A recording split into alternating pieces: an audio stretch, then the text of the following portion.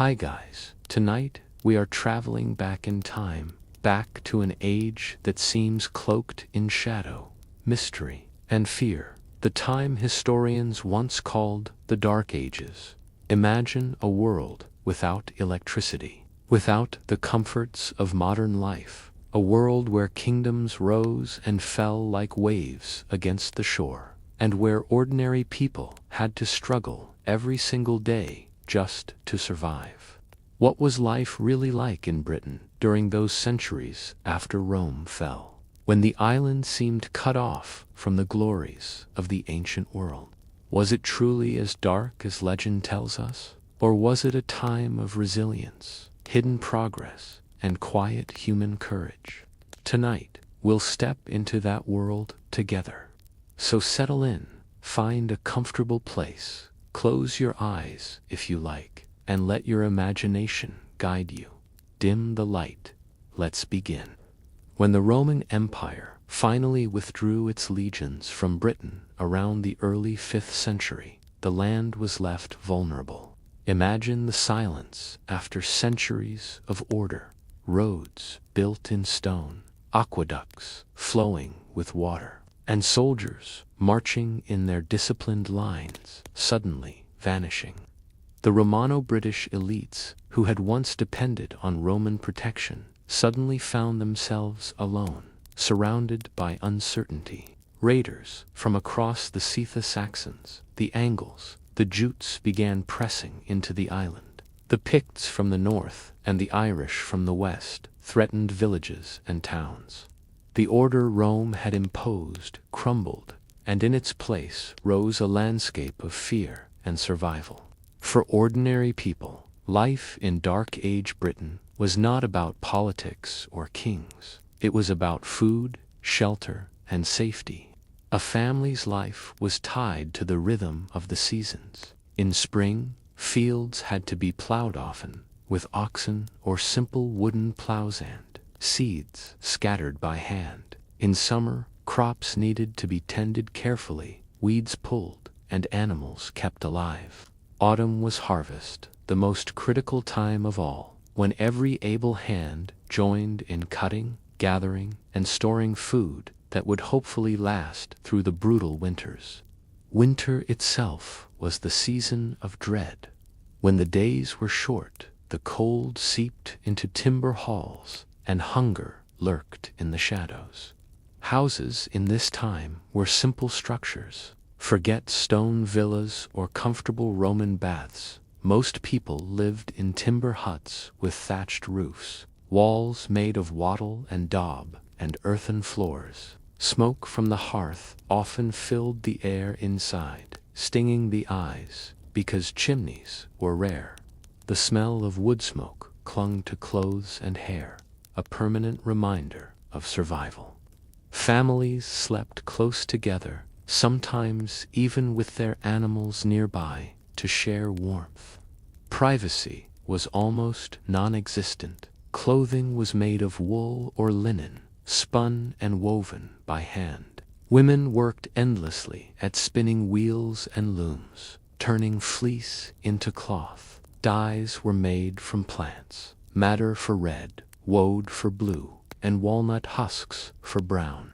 A poor farmer's tunic might be dull and rough, but a chieftain could afford brighter colors. Cloaks fastened with bronze or silver brooches, symbols of wealth and status. Shoes were leather, often little more than stitched hides, wearing through quickly on muddy tracks. Food was basic but vital. Bread, porridge, and ale formed the foundation of most diets.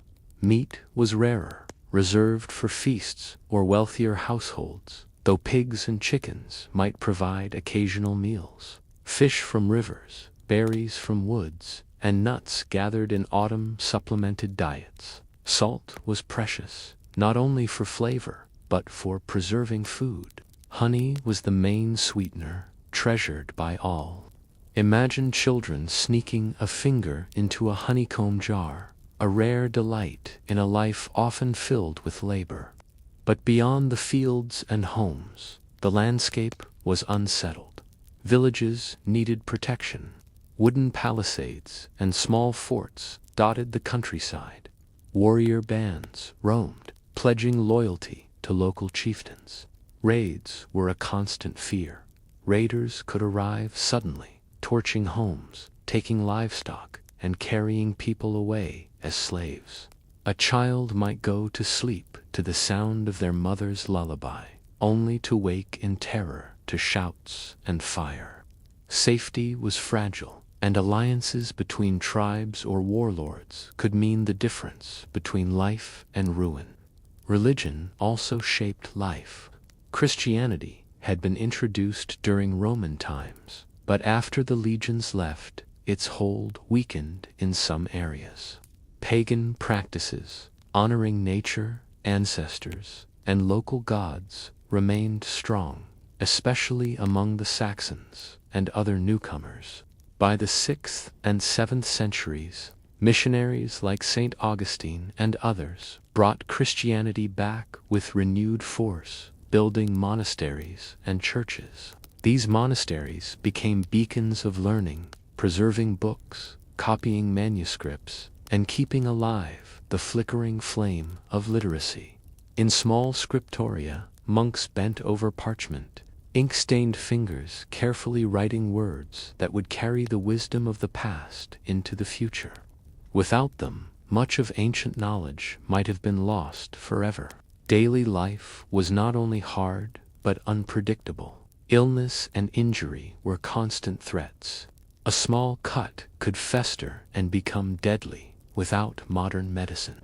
Childbirth was dangerous, and many women did not survive it. Infant mortality was high, and families often lost children at a young age. Superstition and folk remedies filled the gap where medicine was lacking. Herbs boiled into teas, charms hung above beds, prayers whispered to saints or spirits. Healing was as much faith as it was science. Yet there was also beauty in this world. Festivals marked the turning of the year. Midwinter feasts with fires blazing. Spring celebrations of fertility and renewal. Summer gatherings filled with music and dancing. Storytellers and bards carried tales of heroes and gods, singing in mead halls where warriors gathered. These tales of Beowulf, of Arthur, of legendary battles gave people a sense of identity and courage in a dangerous world. Imagine the flicker of torchlight on wooden beams, the sound of harp strings, the murmur of voices as a bard spoke of dragons slain or kings crowned, and you begin to feel the heartbeat of Dark Age Britain. Economy was basic, built on barter and local exchange. Coinage became rare after Rome left, and people traded goods instead. Grain for wool, pottery for tools, livestock for labor. Markets were small, often just gatherings in open fields. Blacksmiths were highly valued, for they forged tools and weapons essential to survival. A well-made plow blade could mean a family's survival, while a strong sword could defend a village. Kingship itself was fragile. Britain was divided into many small kingdoms: Northumbria, Mercia, Wessex, Kentish, vying for power, each led by warlords whose legitimacy often came from strength rather than inheritance. Battles were frequent, shifting borders, devastating lands. Yet from this chaos emerged a patchwork of cultures: Celtic traditions, Anglo-Saxon influences, remnants of Roman heritage, all blending into the early fabric of England. For children, life was tough, but not joyless. They worked from a young age, tending animals, helping in fields, fetching water. Play existed in simple forms: wooden toys, carved figures, games with stones or sticks. Songs and stories provided entertainment. Laughter could still echo in village lanes, even against the backdrop of hardship. The natural environment shaped everything. Forests were vast, rivers winding, moors bleak. Wolves and bears still roamed some areas, adding to dangers. Weather was a constant adversary. Floods, harsh winters, poor harvests could bring famine. Communities depended heavily on one another, because survival alone was nearly impossible. Bonds of kinship, loyalty, and mutual aid defined the social fabric. And yet, within this world, seeds of the future were planted. Monasteries became centers of culture. Trade slowly revived with Europe. Craftsmen refined their skills, leaving behind jewelry, illuminated manuscripts, and carved stone crosses that still awe us today. Though called dark, this age also carried light, resilience, creativity, faith, and endurance. Ordinary men and women, unnamed by history, bore the weight of survival so their descendants could live. Life in Dark Age Britain was no fairy tale. It was cold, smoky, hard, and uncertain. But it was also human, filled with the same dreams, fears, and hopes that we carry today. In every smoky hut, every muddy field, every whispered prayer or sung story, people clung to life with fierce determination. And in that struggle, they built the foundations of what would one day become a nation. The turning of centuries in Dark Age Britain brought not only survival, but transformation. As the 6th and 7th centuries passed into the 8th, Britain was no longer a land merely of scattered tribes and villages clinging to existence. Slowly, new structures of power, new beliefs, and new identities began to form. And yet, beneath every step forward, the ordinary people still bore the same weight of daily struggle, hunger, toil, war, and fear.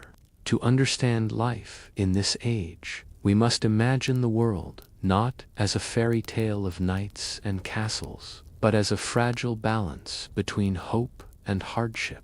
Picture a village in Mercia during the late 7th century. Smoke rises gently from timber huts, the air filled with the smell of peat fires and brewing ale. Men return from the fields, their clothes stained with soil, carrying tools worn smooth from years of use.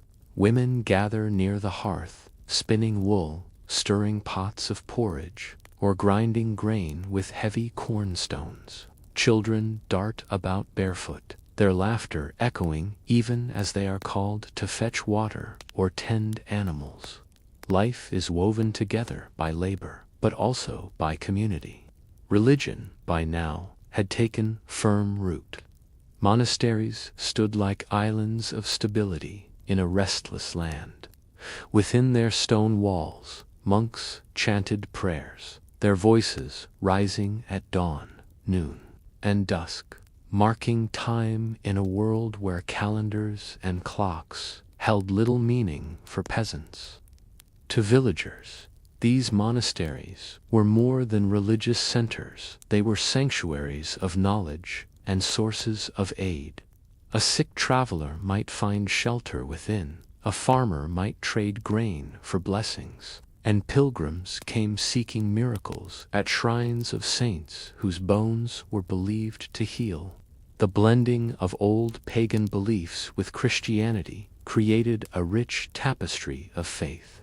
Even as churches rose, many villagers still whispered charms to ward off spirits or left offerings at sacred springs and groves. Feasts and famine alternated as the years rolled by.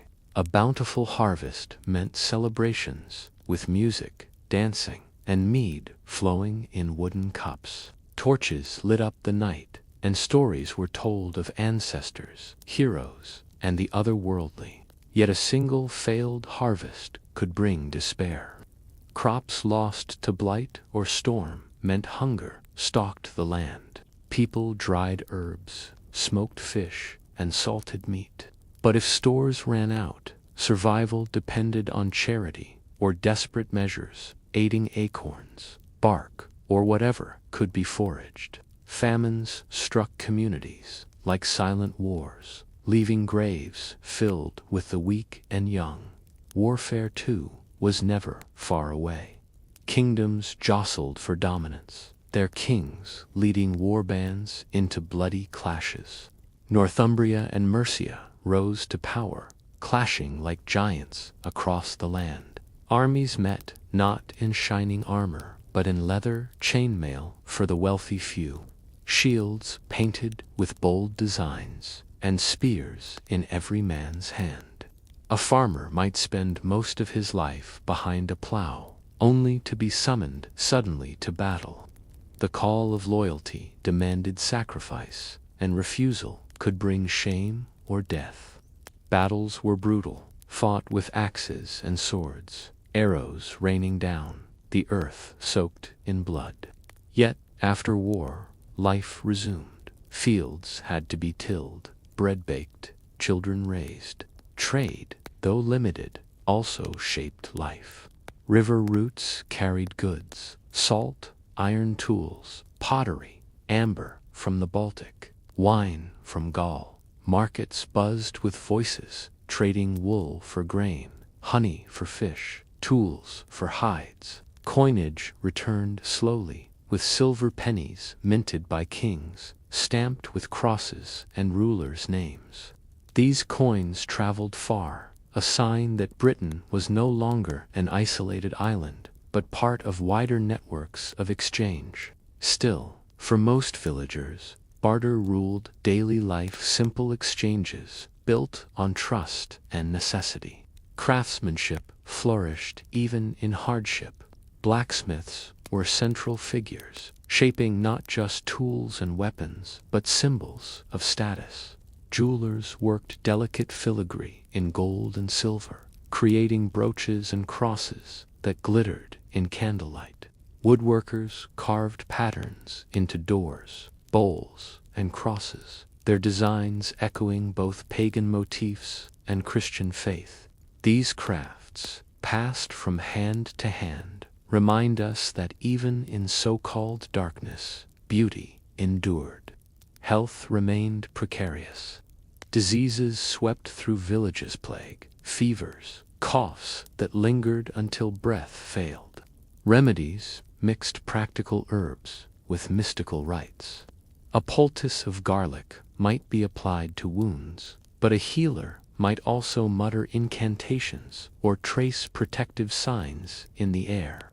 To the people of the time, body and spirit were inseparable. Healing required not only plants and prayers, but hope, and hope was often all that kept a family moving through despair. Law and justice were stark but vital. Disputes were settled by assemblies, where fines were levied in silver or livestock. Blood feuds simmered when families sought vengeance for wrongs.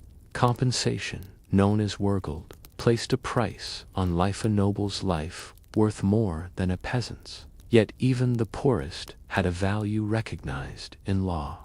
Punishments could be harsh, but they also reflected the desire for order in a world prone to chaos. The role of women was woven deeply into this society. While men bore arms and plowed fields, women's labor sustained the home. They ground grain, baked bread, brewed ale, spun wool, and raised children. Yet women could also wield influence. Queens, abbesses, and noblewomen shaped politics and religion, patrons of monasteries and keepers of alliances. Bede, the monk chronicler, wrote of powerful abbesses who led religious communities larger than some towns. Though most women lived quiet lives of toil, their resilience was the foundation of survival. As centuries passed, Britain absorbed waves of change. Viking raids began in the late 8th century, their dragon-headed ships slicing through the mist, bringing terror to coasts and rivers. Monasteries, rich with treasures, became targets. Imagine the shock of monks hearing the sudden roar of warriors, fire consuming their sacred halls, books torn or burned. bells stolen. For villagers, the fear was even greater. Raiders could take everything, even their lives. The arrival of Vikings reshaped life yet again, pushing kingdoms to unite, inspiring defenses, and creating a new cultural blend as some raiders settled, married, and farmed the very lands they once pillaged. Despite the violence, life persisted. A child still learned to tend sheep. A blacksmith still hammered glowing iron. Women still sang lullabies by firelight. Amid chaos, the rhythm of life never ceased.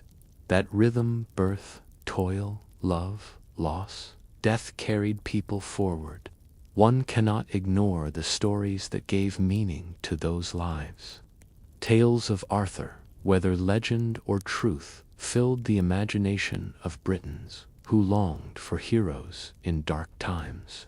Saints' lives were told, miracles believed, relics cherished. Oral tradition was strong, and memory was survival. To know your ancestors, to carry their stories, was to belong, to have roots in shifting soil. And so, life in Dark Age Britain was not a single story of gloom. It was a patchwork of hardship and endurance, faith and fear, beauty and brutality. It was the life of farmers bending over fields, warriors lifting swords, monks copying scripture, mothers soothing babies, children chasing each other through mud. It was a life lived close to the earth, shaped by sky and season, shadowed by death, yet lifted by moments of joy. When we strip away the myths, what remains is the simple truth. They were people like us. They loved, they grieved, they hoped, they dreamed. Their world was harsher, their survival uncertain. But within that struggle lay the same humanity we carry today. The so-called darkness of their age was not total, it was illuminated by firelight, by faith, by the indomitable spirit of people who, against all odds, endured. The rhythms of Dark Age Britain grew more complex as centuries rolled forward, shaped by war, faith, and the slow rise of order from chaos. By the 9th and 10th centuries, what had once been a fractured land of small kingdoms and raiding bands began moving toward something larger sense of unity, an idea of England. But this progress was not simple, nor was it peaceful. It was carved out of fire and blood, out of endless nights of uncertainty, and out of the perseverance of people who held fast to survival while their world transformed around them. Imagine a coastal village in the late 9th century. Fishermen set out before dawn, rowing heavy boats into misty waters, casting nets woven by hand. Women stood at the shore, waiting to gut and salt the catch, their hands red from cold water, their baskets ready. Children watched the horizon nervously, for everyone knew the fear that haunted the sea. The longships of the Norsemen, at any moment, the horizon could darken with sails, and the peaceful rhythm of life could dissolve into chaos. Villagers trained their ears for the distant beat of oars, for the haunting call of horns. The terror of Viking raids was not just in their violence, but in their suddenness, the way they could shatter normal life without warning. And yet, those same Vikings, who brought fire and fear, also brought connection. They traded amber, silver, and furs. They settled in fertile valleys, marrying into local families, building homes, plowing fields.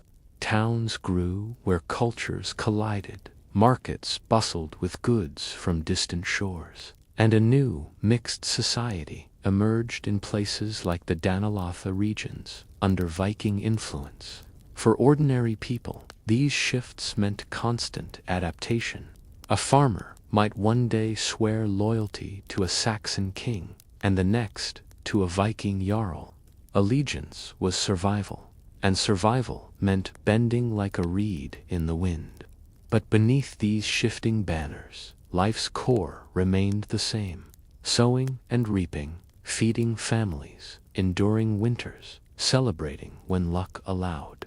Law began to take more structured form in this era. Kings such as Alfred of Wessex created codes of justice, drawing on both Christian values and traditional customs. Theft, violence, and betrayal were punished with fines, exile, or death. Communities were organized into tithings, groups of households bound together, responsible for each other's conduct. This meant that justice was not only the king's concern, but also a communal responsibility. If a man stole a cow, it was not just his crime, but his neighbor's shame. Order was fragile, but these systems gave structure to a land that had long known chaos.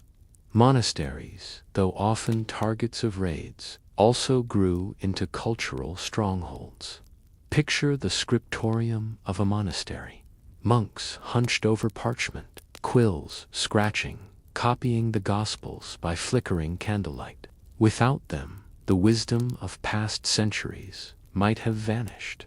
And yet, monasteries were not only for the elite villagers, visited for blessings, for healing, for learning. Monks taught boys to read, cared for the sick, and fed the hungry in times of famine. Speaking of famine, hunger remained a constant shadow. Even in the 10th century, when society seemed more organized, a single failed harvest could bring misery. People turned to hedgerows for berries, to forests for wild game, though hunting rights often belonged to lords. Starvation was not a rare event, but a cycle that returned with cruel regularity.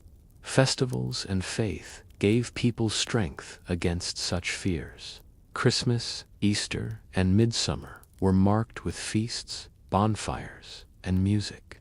Pagan echoes still lingered: May Day with flowers and fertility rites, harvest feasts with songs to the earth. Christianity had claimed hearts, but the old ways whispered beneath the surface, shaping traditions that still echo in modern celebrations. For the poor, these festivals were moments of relief, of laughter and dance, when hunger and war could be forgotten for a night. The rise of lords and manors further shaped daily existence. By the late Dark Ages, the system of lordship was spreading: peasants working land owned by nobles, owing labor or rents in exchange for protection. Villages clustered around manor houses, wooden halls where lords feasted while their people labored.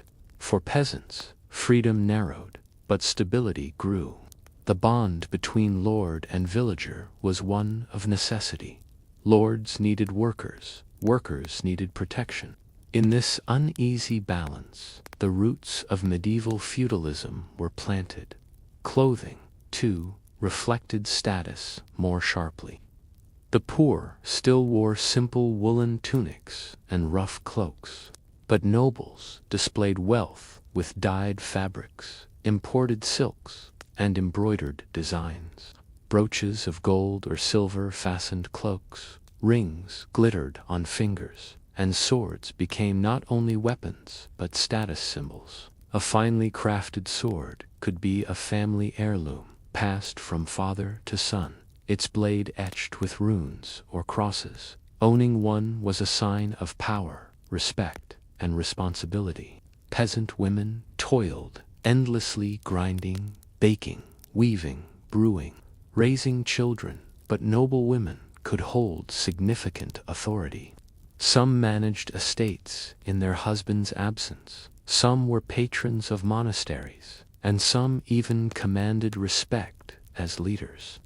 Marriage was often arranged for alliances, but within households, women's voices carried weight, particularly in matters of food, children, and faith. The endurance of women was the silent backbone of society.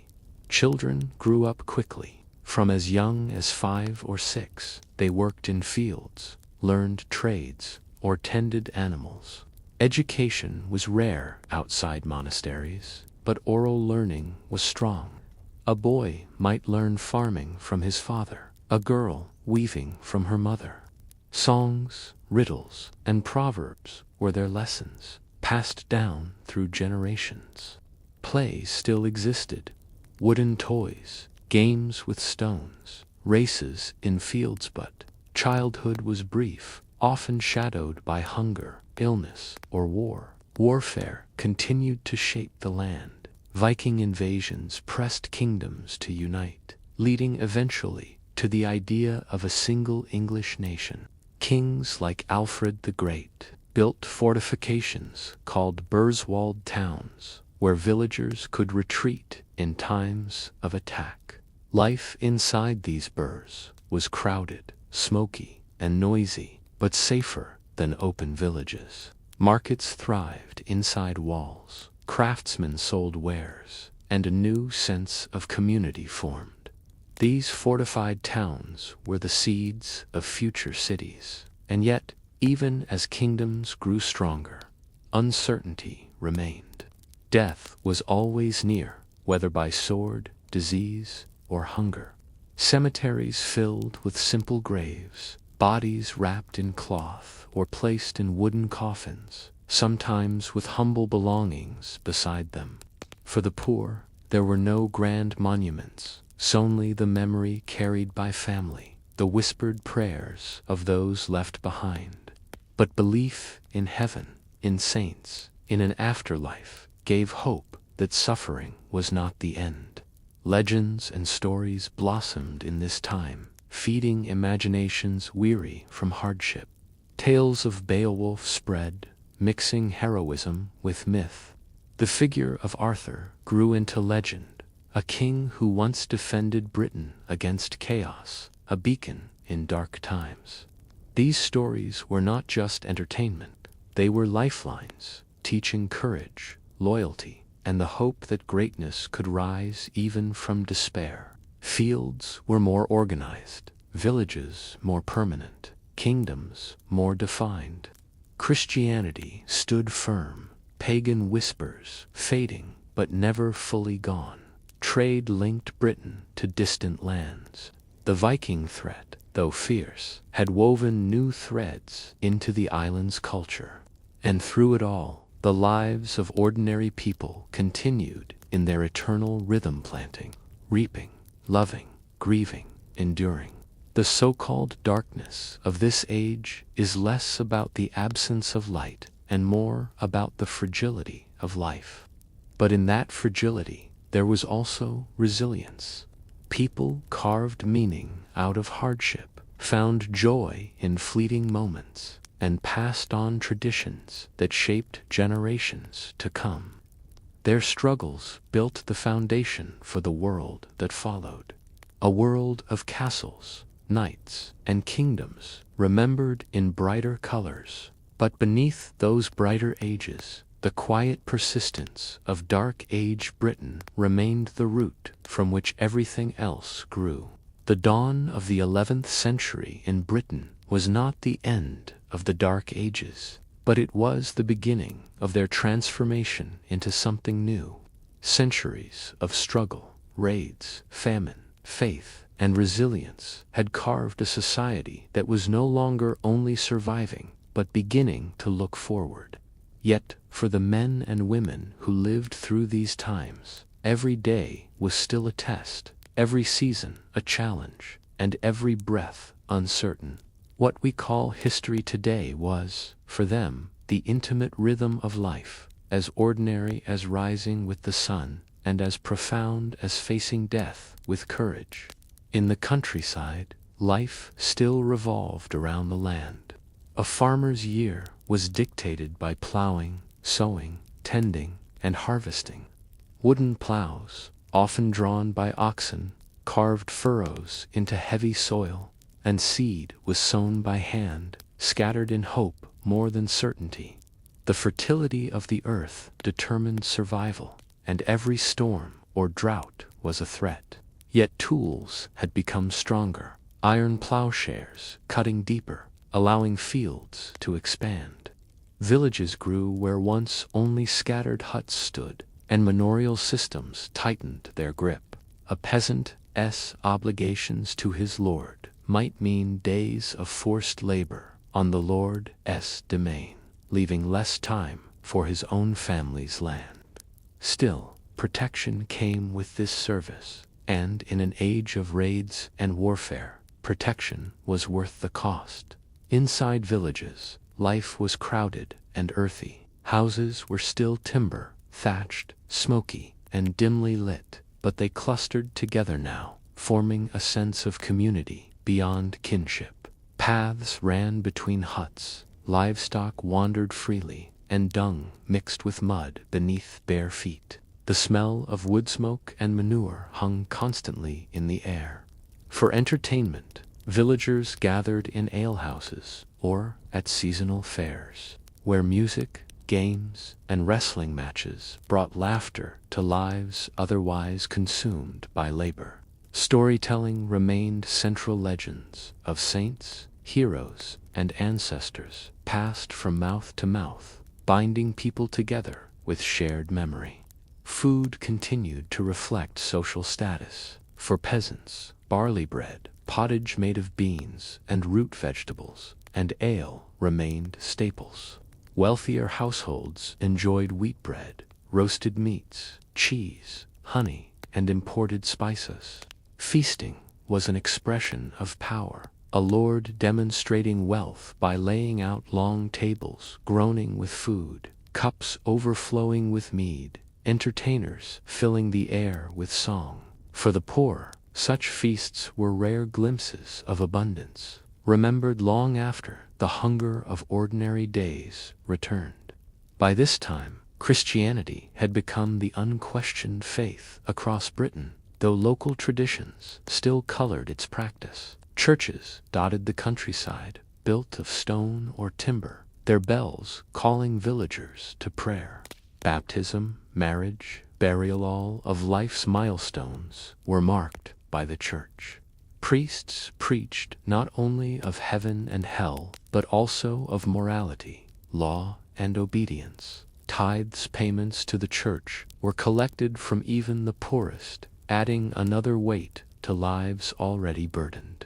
Yet the church also offered solace, festivals, charity in famine, healing for the sick, and hope for the afterlife. Saints' shrines attracted pilgrims who traveled miles to kneel before relics, believing miracles could flow from a fragment of bone or a drop of holy oil. Education, though still rare, flourished in monasteries and cathedral schools. Sons of nobles might learn Latin, scripture, and the art of governance. Peasants, however, remained tied to oral tradition.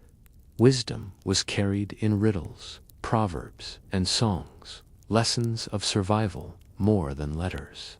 A boy learned to farm by following his father's steps. A girl learned to weave by sitting beside her mother. Knowledge was practical, embedded in the rhythm of tasks repeated daily. Yet, through this, a kind of education persisted. How to endure, how to thrive in hardship, how to remember. Conflict remained the backdrop of life. Viking incursions had softened into settlements, but tensions lingered. The Kingdom of England began to take clearer shape, its kings striving to unite the land against outside threats. Armies still marched, shields locked in shield walls, swords clashing, the cries of men and horses filling fields with chaos. But battles were not constant. They were moments that punctuated long stretches of toil. For the common soldier, war was terror and opportunity, terror of death, but also the chance for plunder, land, or honor. A man might march with a spear in one hand and the memory of his family's hungry faces in his mind, hoping victory would bring reward. Law grew more sophisticated under kings like Thelard and Canute, combining Christian principles with older customs. Punishments varied from fines to mutilation, exile to execution. Oaths were sworn on relics, contracts sealed with handshakes. Justice was still communal neighbors testifying to each other's character, families responsible for their kin. The concept of the king's peace expanded, making violence against travelers, traders, or churchmen a greater crime. The idea of order, fragile but growing, spread across the land. Women's roles continued to balance burden and influence. Peasant women rose before dawn, tended hearths, milked animals, spun wool, baked bread, and cared for children. Their labor was unending but essential. Noblewomen, while bound by duty to husbands and fathers, could command estates, direct servants, and shape alliances through marriage. Some became abbesses wielding spiritual authority equal to bishops. Though their names are fewer in chronicles, their impact on daily life was immense. Children's lives remained short and uncertain, but they carried the hope of families. Toys carved from wood, dolls stuffed with scraps, simple games with stones gave joy in stolen moments. Festivals were their brightest times, with dances, sweets, and songs. Yet, from an early age, they worked alongside parents, learning the skills of survival. A child might tend geese, fetch water, or carry kindling. Their small hands already part of the labor that sustained life. Health, always fragile, was touched by both superstition and slow medical learning. Herbs remained the backbone of healing: willow bark for pain, garlic for infection, honey for wounds. Monks studied texts of medicine from ancient times, blending theory with prayer. Yet death was constant. Plagues swept through towns, fevers struck without mercy, childbirth remained perilous. Cemeteries filled quickly, simple wooden crosses marking lives remembered only by those who loved them. The church offered comfort, promising that suffering on earth was the path to eternal peace. As the centuries turned, towns began to flourish. Trade grew. Stronger wool became a prized export, while imports of wine, spices, and luxury goods passed through markets. Craftsmen organized into guild-like groups, their skills becoming more specialized. Carpenters, smiths, weavers, potters, towns buzzed with energy, a contrast to the quiet rhythm of rural villages. Streets were muddy, houses crowded, but opportunities drew people in. The seeds of urban life had been sown. Through all this, the imagination of the people never dimmed. Myths and legends continued to shape their understanding of the world. Ghost stories were whispered on long winter nights, tales of dragons and fairies passed down at firesides, saints' miracles retold with awe. These stories were not mere entertainment, they were the framework through which people explained the mysteries of life and death, fortune and misfortune. In a world where science was scarce, story was truth. As the Dark Ages faded, the land of Britain stood on the threshold of what we call the Middle Ages. Castles of stone would soon rise where timber halls once stood. Knights in armor would replace warbands with spears. Written law, centralized kingship, and growing towns would bring a new order. But the heart of life, the daily grind of survival, the warmth of firelight, the laughter of festivals, the sorrow of loss remained unchanged. For the people who lived through it, the Dark Ages were not dark at all. They were life itself, lived moment by moment, shaped by hardship and hope. They were nights filled with smoke and song, days spent in toil and prayer, years marked by both famine and feast. They were an age where people endured against impossible odds, passing on not only their blood, but their stories, their traditions, their quiet courage. And so, When we ask what life was like in dark-aged Britain, the answer is not found in kings alone, nor in battles, nor in ruins. It is found in the smoke rising from village hearths, in the calloused hands of farmers, in the whispered prayers of mothers, in the laughter of children chasing each other through muddy lanes. It is found in the ordinary, in the resilience of people whose names are lost, but whose endurance built the foundation of everything that came after. The so-called darkness was never absolute. In every hut,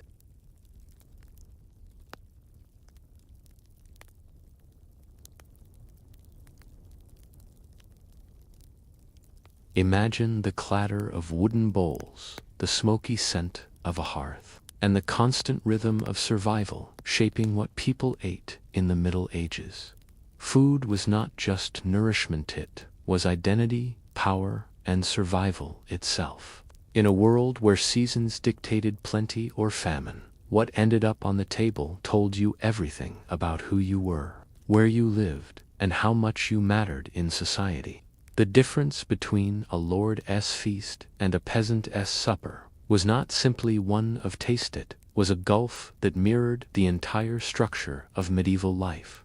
For the peasant in a small village, daily diet was plain, repetitive, and rooted in necessity. Bread stood at the center of life, but not the white, fluffy bread we know today. Theirs was coarse, dark, often mixed with rye, oats, or barley, depending on the soil and harvest. It was heavy, dense, and filling, meant to keep stomachs from aching, rather than delight the senses. Pottage accompanied it, a thick stew of vegetables, beans, or peas, simmered over fire, endlessly recycled, sometimes for days, each new ingredient layered on top of yesterday's broth. In times of plenty, a bit of bacon or salted pork might float in the pot, but for most, meat was a rare luxury. Ale was the drink of choice, safer than water that could carry disease. Even children drank it, though weaker brews were reserved for them. Honey sweetened life when it was available, though for the poor, sweetness was rare and treasured. Milk from cows, goats, or sheep added variety, though often turned into butter or cheese to last longer. Eggs, when hens were productive, brought valuable protein.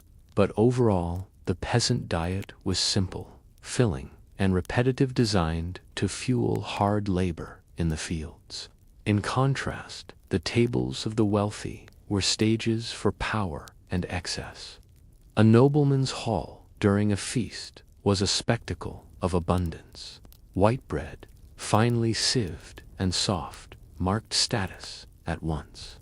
Meat dominated. Roasted venison from the hunt, boar, beef, mutton, and poultry. Fish, too, played a central role, especially on fasting days when the church forbade meat. But even then, the wealthy turned restriction into extravagance, supporting salted herring, dried cod, eels, and even delicacies like sturgeon.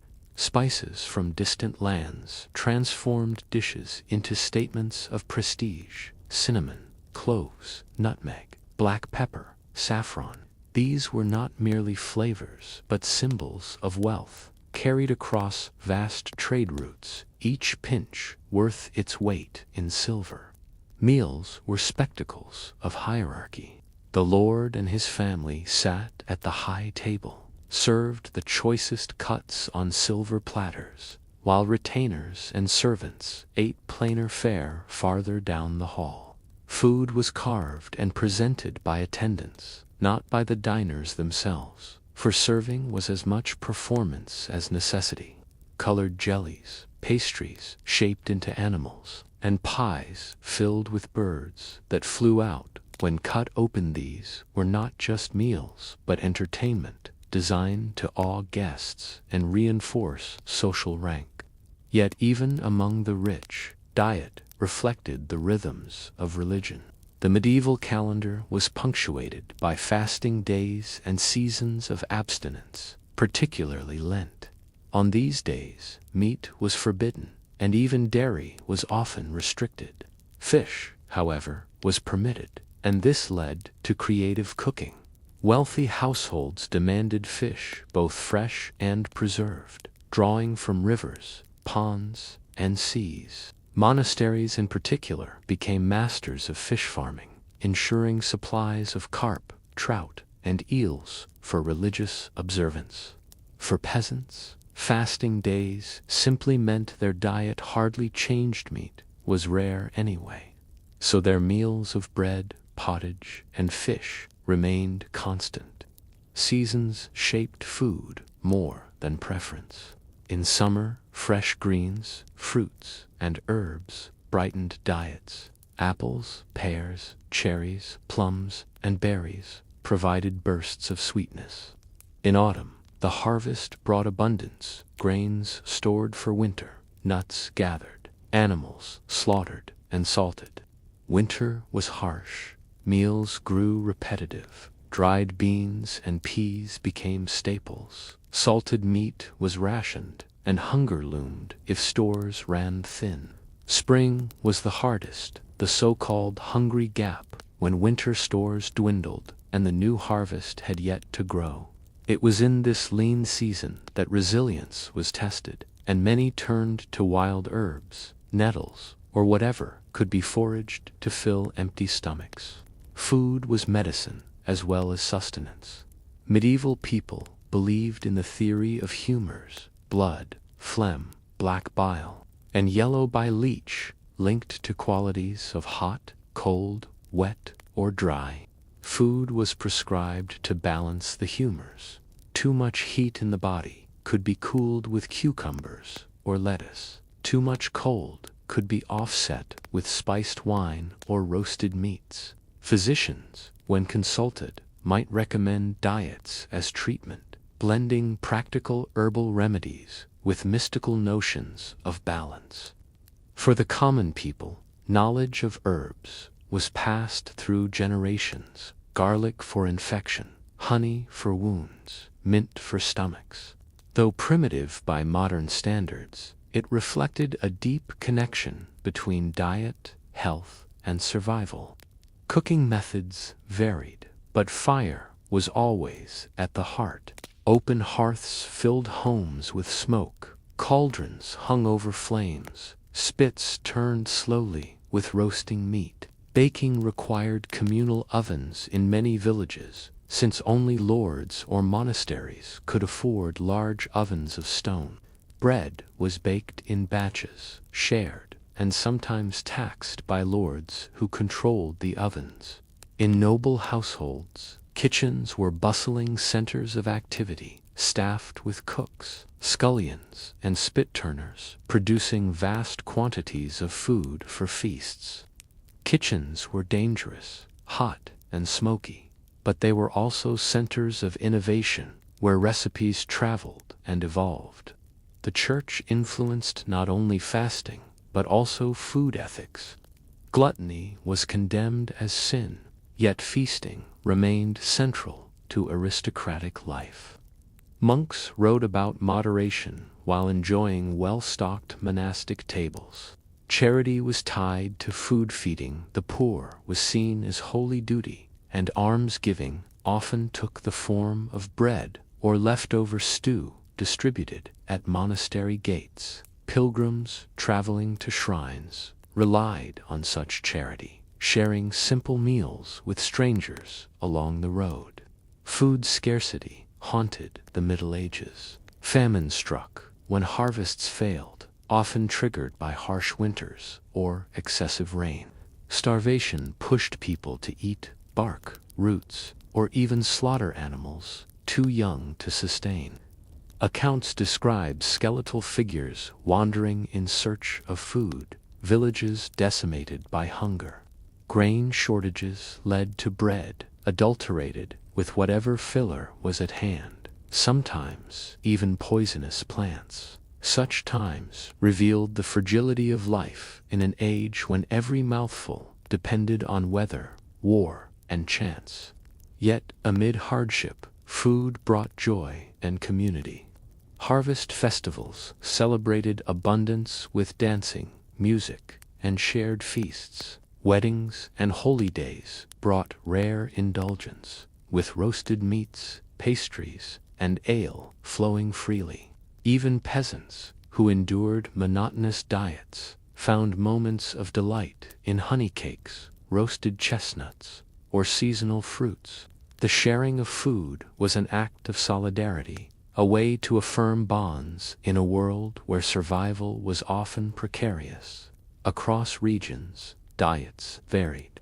Coastal villages thrived on fish and shellfish. Inland communities relied more on grains and livestock.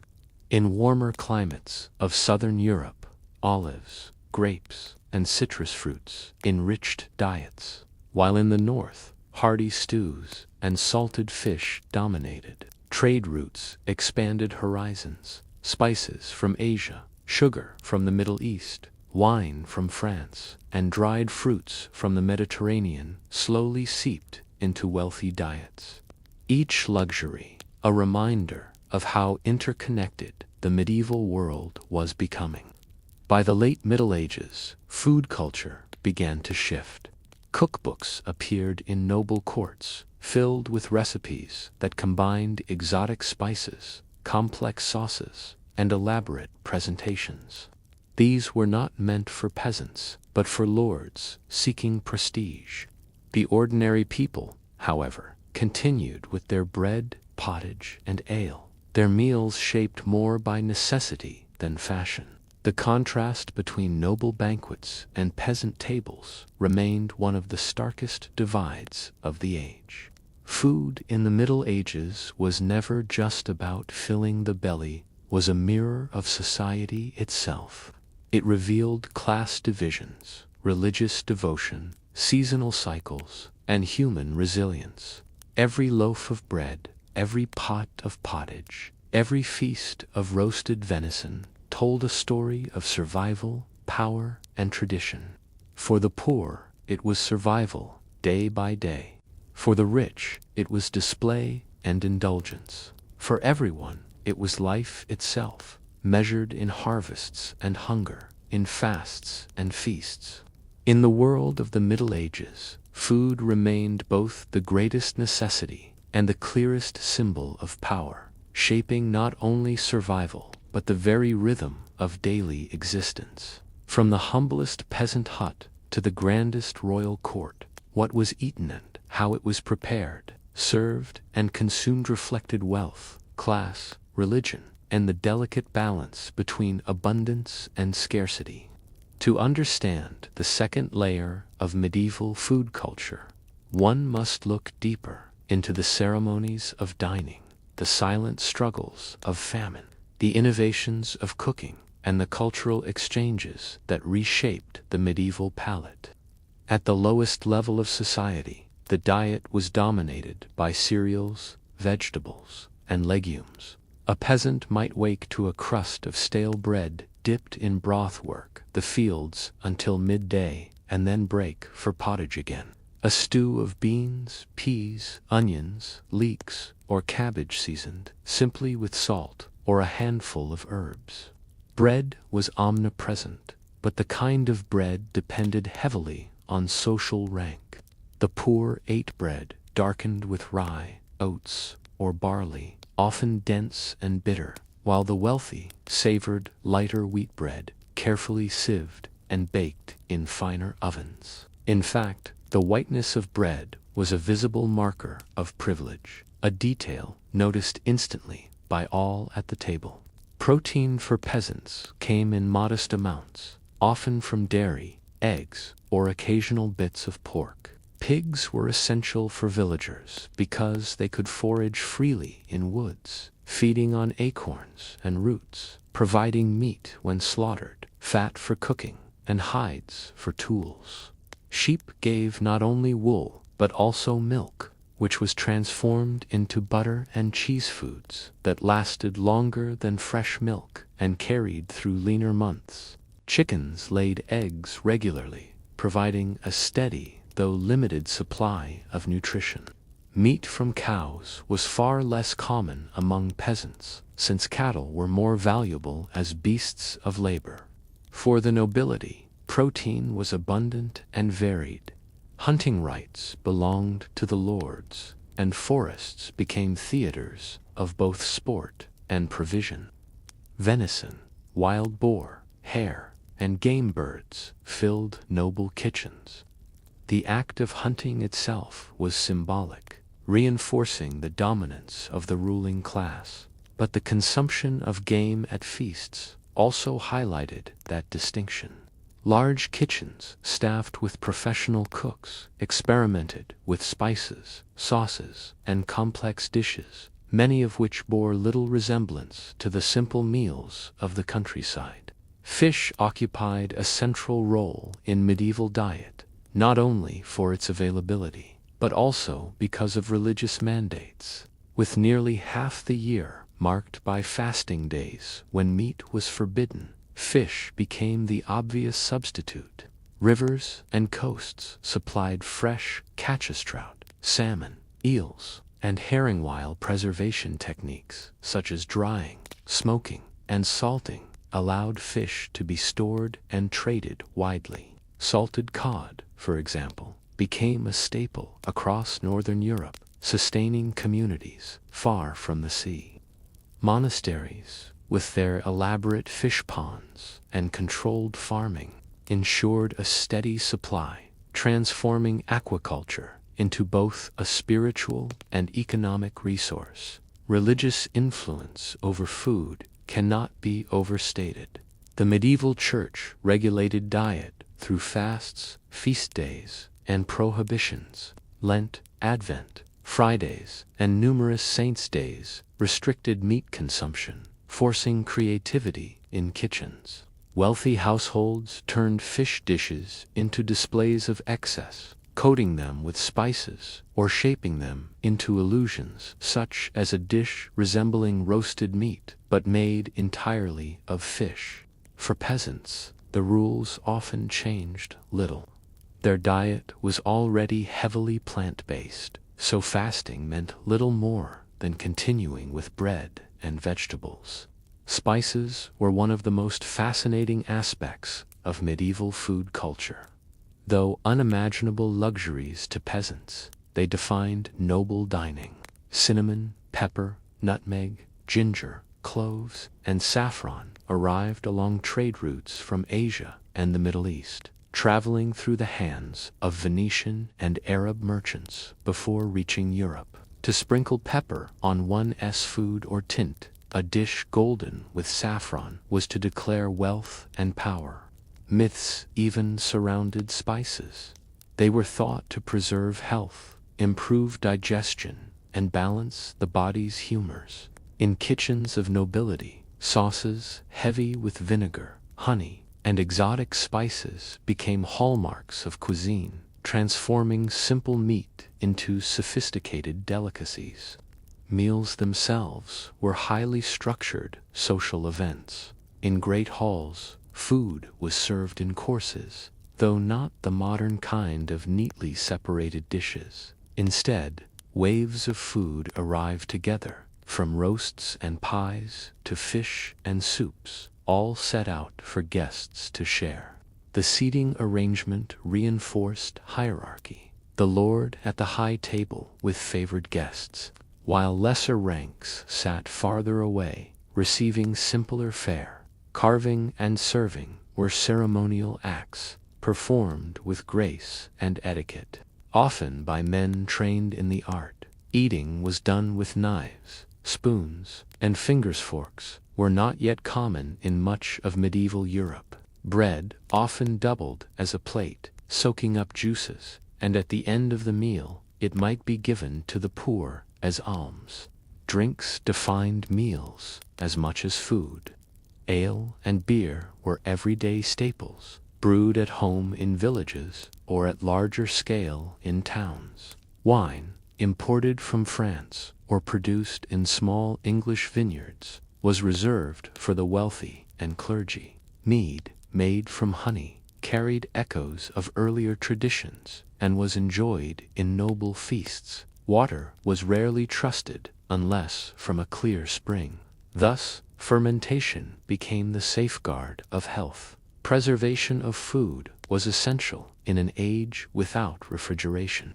Salting, smoking, drying, and pickling were widespread techniques. Salt itself was a precious commodity, mined in regions like Cheshire in England or transported across long routes.